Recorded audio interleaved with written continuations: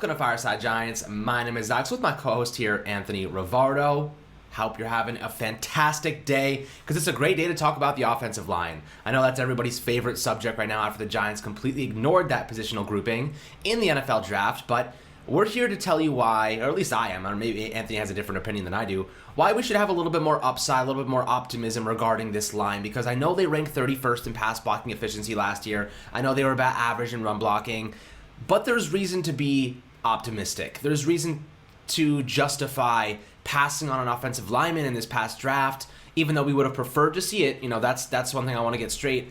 I would have preferred to see them draft somebody in maybe the first 3 rounds. Obviously, they did not. They ended up with Kadarius Toney, an obvious playmaker for Daniel Jones, someone who can really open up this offense as not only a gadget player, but as a traditional wide receiver. He can do many different things and align in very diverse and versatile ways to confuse defenses. So I'm excited about that. Obviously, you got Azeez Ojulari, who Anthony is very high on, and so am I at 50 overall. That's a ridiculous grab. And then Aaron Robinson at UCF, the cornerback, who a lot of teams wanted, including Dallas and the Eagles. They were pissed off that we snagged him instead.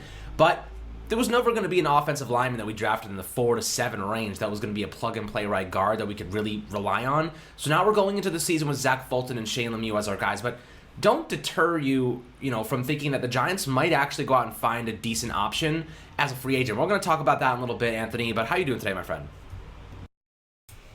I'm doing good, and in terms of the offensive line, sure, there might be reasons for optimism. But inversely, there's also reasons for pure fear and, angst, right? I'm scared of this offensive line. The Giants didn't address it in the NFL draft, and surprisingly, I actually didn't have a problem with that. I think that the Giants' draft strategy was just about perfect. They went best player available. They traded down to extract as much value as possible from every single pick that they had. And I think they really did that. They got the best value that they could. They had value selections, and they got best players available, and they didn't need to reach and force an offensive lineman upon themselves. So I like what the Giants did in the draft. I'm not upset with the fact that they didn't get an offensive lineman.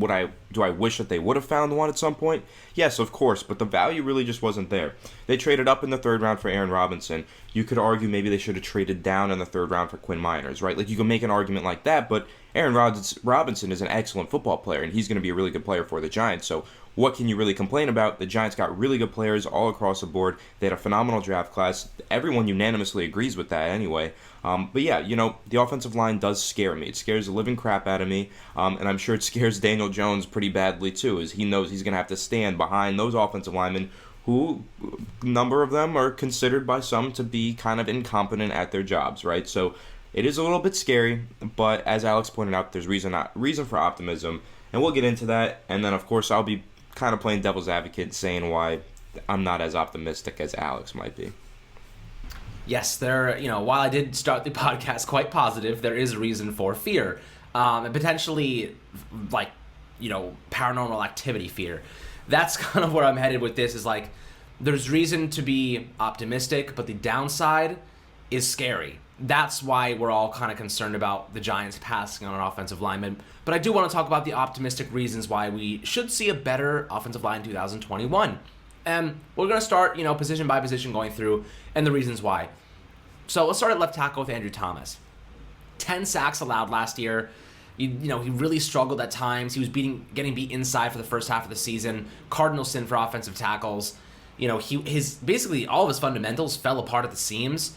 And everyone was wondering, this isn't the player that we drafted 4th overall from Georgia. He was supposed to have the highest floor. He was supposed to be arguably the best lineman in this draft. Tristan Wirfs ended up at right tackle with an all-pro accolade to his name. And then you have guys like Jedrick Wills, who looks really, really good. And the Giants kind of were left with, did we make a mistake with Andrew Thomas? Did we mess up here? And there's a couple of reasons why I think that the Giants did not mess up. And the first one is the guy was injured the entire season. He picked up an ankle injury in training camp, and that kind of held him back. It was clear that his footwork was off. If you watched him, he was not under himself. He did not have that same strength and power that he usually does as a kind of a hog molly. He's a powerful guy. He was known at Georgia as a powerful guy who was looking for work. And he was getting beat. He was not showing that power. He just didn't look the same. And I think that injury definitely played a part because he immediately got surgery on it the second the season ended. And then let's go a step further. No preseason. right? And how does that affect a rookie? You don't have 4 games to get your feet wet in the NFL before having to face off against the #1 defense in the NFL and the Pittsburgh Steelers week 1. Talk about baptism by fire. Andrew Thomas missed the entire preseason, mostly virtual training camp, and then had to go play the #1 defense in the NFL week 1. How did we expect him to rebound from that? That's a confidence killer. And I just don't think, the Giants really put him in a position, not because of them, but because of what was going on due to COVID. They didn't really put him in a position to succeed with all of their factors. And then take it a step further, Will Hernandez kind of was a problem too. He didn't really have, that elite left guard to pair with him to make him even better. And then the new coaching staff, new faces. Mark Colombo got the crap beaten out of him and then sent on his way halfway through the season. The guy didn't even know what was going on. Everyone was shifting around him. Colombo's gone. No preseason. #1 defense week 1. Left ankle injury. How did we expect him to be successful in the first place? After the season, it's easy to make excuses and whatnot, but we have to actually factor these things in. So, Anthony, what are you thinking about Andrew Thomas and his development moving forward? I think the main factor that played against Andrew Thomas last season was his ankle injury. Because when you watch Andrew Thomas in 2020 playing as a rookie for the New York Giants, what you notice is that his technique is poor. But the part of his technique is poor is not necessarily his hands, it's his feet. His feet were just off all season long. There was something going on. We didn't know what. We thought either Mark Colombo was teaching him bad technique. We didn't really know what was going on. Then once Mark Colombo was fired, things did improve. Towards the second half of the year, he started using his Georgia technique again and started playing a lot better. But really, I don't think Mark Colombo was as big of a problem as we think. I think that ankle injury just really hurt Andrew Thomas's performance last season. All year long, his feet were just all over the place. It was not technically sound from the waist down for him. And I think that's just because he was playing with a bum ankle. And you look at 2021 and you say, okay, he just had ankle surgery. Assumed he's feeling better. He's not hurt anymore. He's fully healthy. He should fix those feet. And his hands were already good. So you can combine good feet with good hands and be a good, technically sound left tackle. Because when he was coming out of college, I did all those film studies because I knew we were going tackle. So I did all the film studies. I broke down quite a few of them on the YouTube channel if you want to go back, way, way back and find those videos. With Andrew Thomas specifically, the thing that I really liked about him was good technique. He was the most technically sound, arguably, out of any of the tackles other than maybe Jedrick Wills. He was so technically sound. He had the highest floor because of that. He just didn't have the highest ceiling because he wasn't insanely athletic, didn't have insane measurables, like a guy like Tristan Wirfs or Mekhi Becton, right? So he had that really high floor because he had such phenomenal technique, but it just fell apart. He didn't have that technique once he got to the 2020 season. He started playing in the NFL, and the technique just wasn't there. And now I think it's been revealed to us why that was the case. I think it's because he was dealing with that ankle injury, so his feet just were not working the way that they were supposed to. And which was really interesting because I remember when I was watching his film in college, I said his feet are phenomenal. It's his hands that get him into trouble sometimes. Well, why did that get opposite, right? Why did that inverse? I just think he was playing with a bad ankle, and I think you're going to look at him in 2021, and you're going to say, okay, I feel confident that this kid can be our left tackle of the future, can protect Daniel Jones' blind side for a long time, or Aaron Rodgers, depending on how things go, right? I think that he can be our left tackle of the future here. Andrew Thomas is a good player. He was just dealing with an injury. I think 2021, you see him take that next step and break out. Yeah, and didn't his left tackle, by the way, Aaron Rodgers, didn't his left tackle Bakhtiari tear his ACL, and he's out for a while? So he might even have his left tackle to start the season. Bakhtiari has dealt with injuries, and I think they had quite a few That's injuries on that offensive line in Green Bay. Yeah, Bakhtiari is the best lineman in the league, really. Yeah, I mean, he's an absolute monster, so that's tough for Rodgers. I could see why he's kind of maybe I don't want to go back there. But, that's the topic for tomorrow. Let's, one last thing on Andrew Thomas before we move to left guard at Will Hernandez. The guy gave up 36 pressures in the first 8 games of the season, okay? Every single game, he allowed at least 1 pressure. At least 2 pressures, actually, for the first 8 games. Every single game, for the first 8 games, he allowed at least 2 pressures. Now, when you look at the last 8 games, he went 3 games without giving up any pressure. Talk about a second half of an improvement. He really started to settle in, really get his feet out from under him, and learn this offense, learn, what he was doing wrong, correcting some of those mistakes, maybe feeling more comfortable on that ankle as he was playing on it, which might be a little counterintuitive, but I feel as though we should not be bearish on Andrew Thomas. I'm bullish on Andrew. I think he's going to have a great bounce back season because he's healthy. There's continuity on the offensive line. Rather, there's a whole offense in the coaching staff. You have your in-person training camp, you have your in-person preseason, and you have an extra game this year. So I think all that experience, all those different factors, and he's going to be working with Rob Sale, has another friend in Azeez Ojulari who was just drafted. He was at his draft party.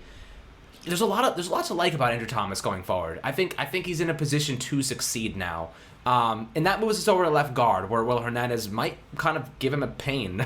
Might be a pain in his bottom if he struggles. Now, what's wrong with Will Hernandez? Why hasn't he become the player that we all want him to be? Why hasn't he been that perennial Pro Bowl level talent that we all expected him to be when he was drafted out of UTEP? That's a hard question to answer, and if I'm giving you a straight up answer, I think it's because of how much the Giants have overturned this coaching staff and really put him in a position where he was learning new systems. It was tough. He was drafted in 2018 with Saquon, had a decent rookie year, then regressed in 2019, and then regressed badly last year. And I think, for the most part, he might be a player that is a stopgap for this season. They're like, let's just ride out his rookie deal and then replace him afterward. But I also think that Will Hernandez is underrated because I do think that he has the capability to be a fantastic offensive lineman. I just don't think the Giants have put him in a position to succeed with overturning coaching staff, with no preseason, no this, no that last year. Same things with Andrew Thomas had to deal with.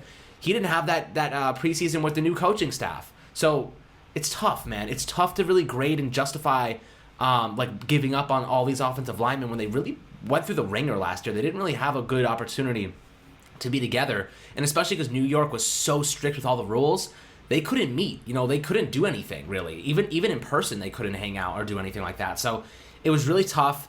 And Will Hernandez, I think, dropped a little bit of weight to fit our schematics a little bit better. I think dropping some poundage will help him in his agility and lateral quickness. And with those pulling guards that Jason Garrett and that offense likes to do, those power gap scheme when you have those guys coming across the line of scrimmage and just hitting those holes at the second level.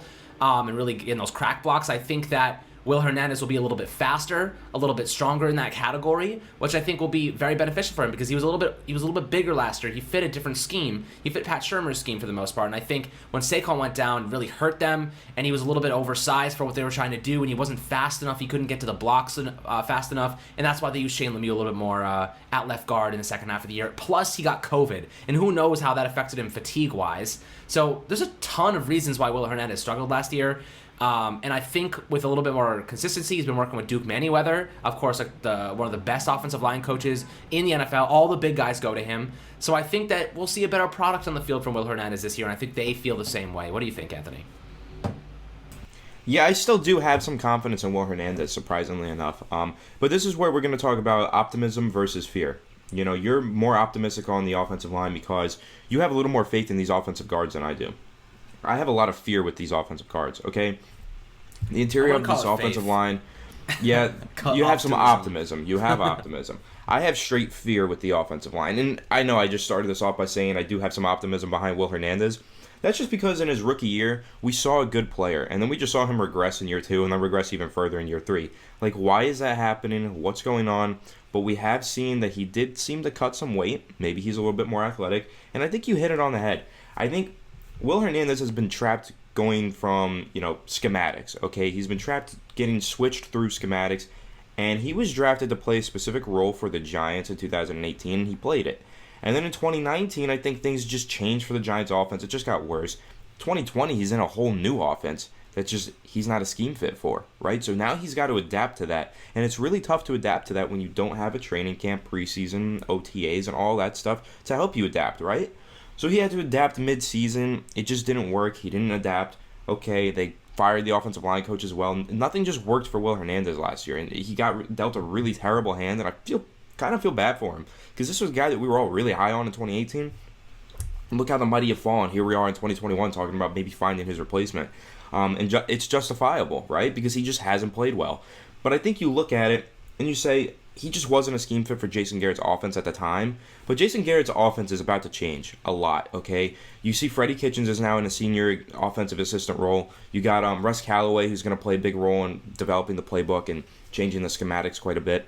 The Giants' offense is about to change significantly, and I think it just might change in a way where things are more vertical, things are more high speed, Look at Kadarius Toney. I think you're going to see more high speed and more pulling guards, stuff like that. And I think Will Hernandez has no choice but to adapt to that, or he's just not going to play, right? And I think he cut some weight this year. It looked like he did.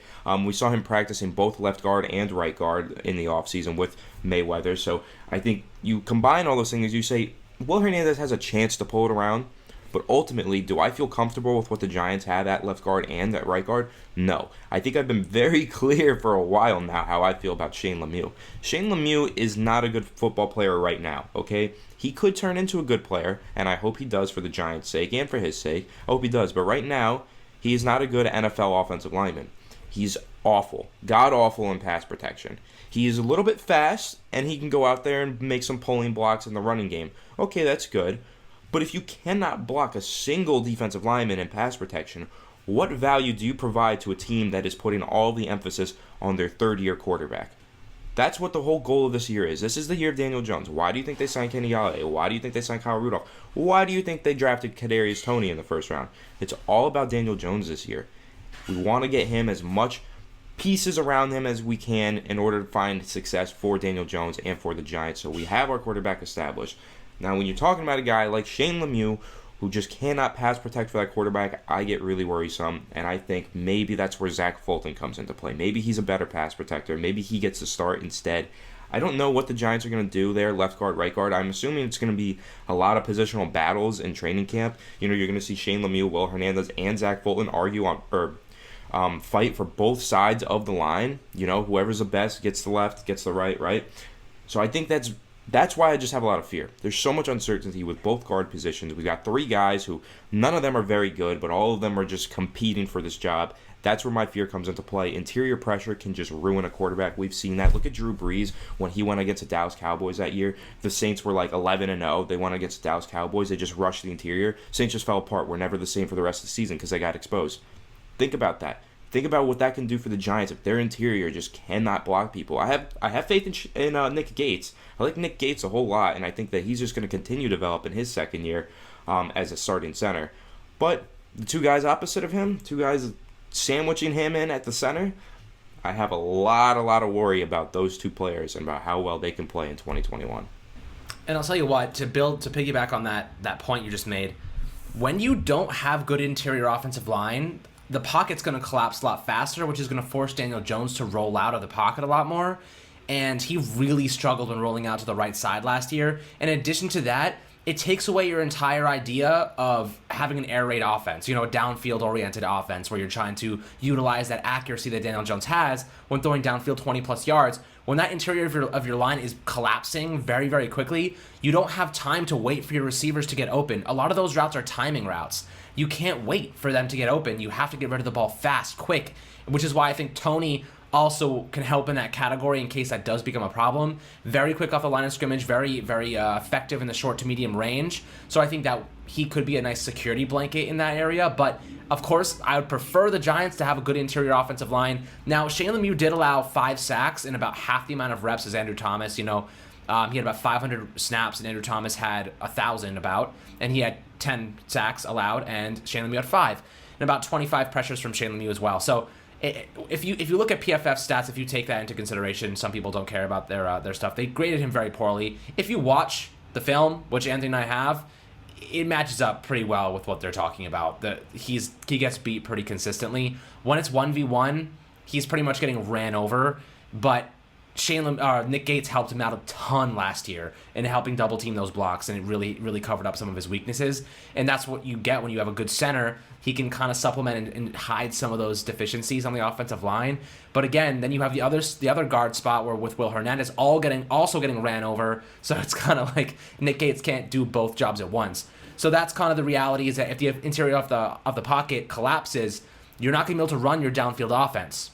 You're not going to be able to run in between the tackles. You're going to have to be running outside sweeps, pitches, outside zone, in more power. But you really can't run power that effectively if your guards aren't fast enough, if they're not powerful enough, if they're not adequate. But they're better in the run game than they are in the passing game. So I believe the Giants will still rely a lot on the run game, but they do need that passing game to complement it and open up that play action. They have the wide receiving talent to get it done now. But Shane Lemieux, as you said, I'm not the most optimistic on him. He's probably the least optimistic I am on any position on the offensive line. And Zach Fulton's another guy you mentioned from Houston. Anyone from Houston right now is like, aside from Deshaun Watson's, like, I don't know how good they're going to be. Zach Fulton gave up 11 sacks last year. I haven't watched really much of his film. I'm going to check it out soon. But the sack numbers are definitely a little bit discouraging to me. If we're talking about a guy like Shane Lemieux and Zach Fulton battling it out for the starting right guard spot or left guard spot, that doesn't necessarily make me feel good about any of this. That could be a big weakness. But let's go a step further.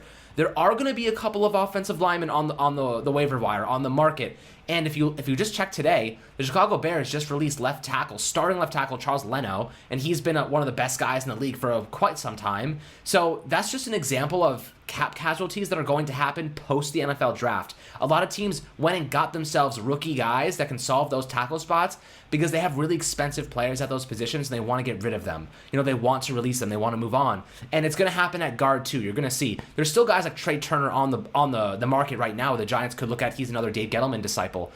So that's an option for the Giants. But again, he might be expensive. So we don't necessarily have a ton of money we want to inject into that position, especially because he might be just waiting it out. I would wait, really. We have a couple of months right now. The Giants can easily wait. They can see who hits the market. They can see who hits the market during camp, and they can probably scoop up a pretty serviceable starter day one. That's better than Shane Lemieux and Zach Fulton. I see both of those guys as depth pieces because Will Hernandez still isn't established. He hasn't proved that he can be that everyday starter. So having Zach Fulton as your only depth piece or Shane Lemieux as your only depth piece is concerning. Then you have the undrafted free agents like Jake Burton and Brett Hedgie. Like, these guys are undrafted free agents. We don't know what they're going to do. I wouldn't expect anything from them day one. Developmental pieces. The Giants really, I see them picking somebody up in free agency, Anthony. Do you think the same? Do you think that they would spend a little bit of money and maybe scoop up someone off the waiver wire when they're released? Because I think that might be where we're headed. I think there's a really good chance that happens just because you look at this team and there's a clear-cut need, and the Giants even admitted that they think there's a need on the offensive line. They just don't think it's as big of a need as the fans do, right? But they said that there were some offensive linemen that they wanted to draft in this draft, but they didn't fall to them. So clearly they know that there is a need there. They just didn't have the opportunity to get a player of value in their draft. So if they have the opportunity to get a player of value in free agency, will they? I think that they would, and I think that Trey Turner's a guy that they might consider. There is familiarity there between him and Dave Gettleman, and I think that once we get to training camp, we get to preseason, and we get to cut time, that's when we see, because sometimes there's always a few surprises, right? There's a surprise cut from a veteran who shouldn't be cut necessarily, but they have to cut him just because he doesn't fit the scheme or whatever. And then he gets cut, and then a team like the Giants can really capitalize on that. A good player might get cut, and the Giants can capitalize. So I think, that's definitely a possibility. I don't know the likelihood of it. I really think that the Giants are very confident in those three guys that they have on the interior. I think they're really confident in Nick Gates. I think they're confident in Will Hernandez, and I think they're confident in Shane Lemieux. Even though everything that Shane Lemieux and Will Hernandez have done in the past year has screamed no confidence, don't have confidence in me, Giants have confidence in them. But also keep in mind, Giants, GM, front office, coaching staff, they've got a lot more information than we do. They see everything that goes on behind the scenes. They know who's in, first one in the building, who's the last one out. They know who's working, who was this bad at the start of the season and this good by the end of the season. They know that stuff because they practice and train with these guys every single day. So they have a lot more information than we do. They know a lot more about these players than we do. But from our analysis, from what we've seen on the field, there's a lot of reason to be very fearful for the Giants' offensive line in 2021. But maybe the Giants feel differently just because they know more about these players. So I'm going to try and keep some confidence, just try and have some faith in Joe Judge we trust. But right now, I'm a little fearful for this offensive line, even though we haven't even discussed the right tackle position yet. But for those interior guys, I'm a little fearful. Yeah, we'll do a brief little synopsis of the right tackle position. But one thing I did want to add to what you said is let's apply this to like a real-world scenario. Shane Lemieux falls into the category that Will Hernandez did with no real time and training.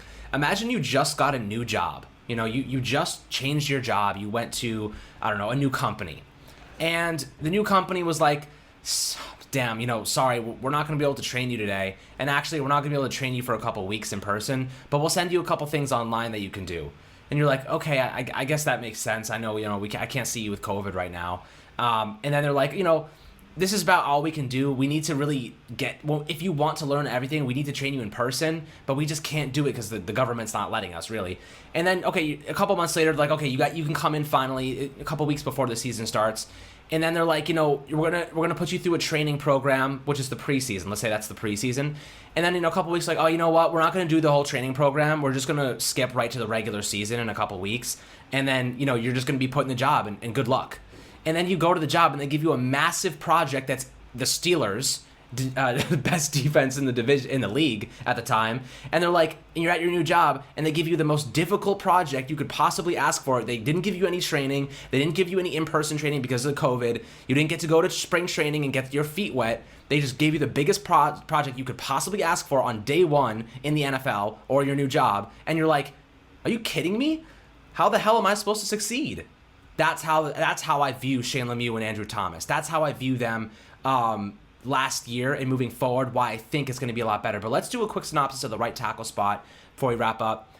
Nate Solder, Matt Parrott, you and I both agree that Matt Parrott has some upside there. I know Anthony's a big proponent of Matt Parrott. I think he has all the tangible traits, long arms, big body. He added some muscle mass this offseason. He was very good in run blocking last year, struggled in pass blocking, but just a lack of reps for the most part. And then Nate Solder, I don't see him as the starter. I see him as the depth piece at both tackle spots. Always good to have a good depth piece. He took a massive pay cut to stay with us. That is a good player to have. I am not upset with having Nate Solder. Took a huge pay cut, good depth piece at the tackle spot that we can use if we need him. And I think that's a positive thing. Anthony, what is your final remarks on the right tackle? Yeah, right tackle position. Nate Solder, I don't want to see him start there. I think that's pretty obvious. I think I've made that really clear. I think I've also made it really clear how I feel about Matt Parrott. Even before the Giants drafted him, how I felt about Matt Parrott. Matt Parrott was my guy in last year's draft. He was the number one player that I wanted the Giants to draft at number 99 overall. And then they did, and I freaked out. I was really happy because I was like, oh my God, they drafted the player that I wanted. They drafted my player. Matt Parrott, amazing player. I think that he is a really, really good offensive tackle. I absolutely see him being a good starter in this league, and I think it's time that he gets his shine over at right tackle. I think he should be the starter this year, undoubtedly. We saw him play both left tackle and right tackle in limited quantities last year, and he played it really good. He was our best offensive lineman on the field when he was on the field. He was just on the field for very small amount of time, at a time, really small snap numbers for him. Then he was dealing with an injury that nobody knew about. He got COVID, came back from that, didn't look like the same player in his small quantities of playing time, but that's because he was dealing with an ankle injury similar to Andrew Thomas and nobody knew about it. Those ankle injuries are really, really bad for offensive linemen, as we're seeing. If you have an ankle injury and you're an offensive tackle, number one thing you do as an offensive tackle, the first thing you do on every single play is you kick step. And if you can't kick step, if you have a bad ankle, it's really hard to do that, and that screws everything up. Matt Parrott, though, my number one tackle going into the season on the Giants roster. I'm that confident in him. I think we saw enough from him last year, and I think that he absolutely should be the starter at right tackle, and Nate Solder should just play the swing tackle role. Yeah, I think I see the same way. It's time, like Dave Gettleman said, time to give the kids their opportunity, and I think this is really it. For the Giants, they need to roll with them, and if they're going to go and get someone in free agency, I think there's going to be a couple good options that are cut due to cap casualties or whatever it might be, and they can wait, be patient, get a good guy on the cheap, because those guys that are cut after being, on another team are going to be cheaper, so I think that's a good opportunity for them to go and get some value on the offensive line. So guys, thank you so much for tuning in to Fireside Giants, hearing our little spiel on the offensive unit and why we should be a little optimistic at each specific position. Make sure to hit subscribe below on YouTube and turn your notifications on Apple and Spotify. Much love as always. You guys sent me so many nice messages on Twitter and the DMs, thanking us for the draft coverage, and we really, it's all to you guys. All of it's for you. Hope you enjoyed it as always, and we'll catch you guys on the next video.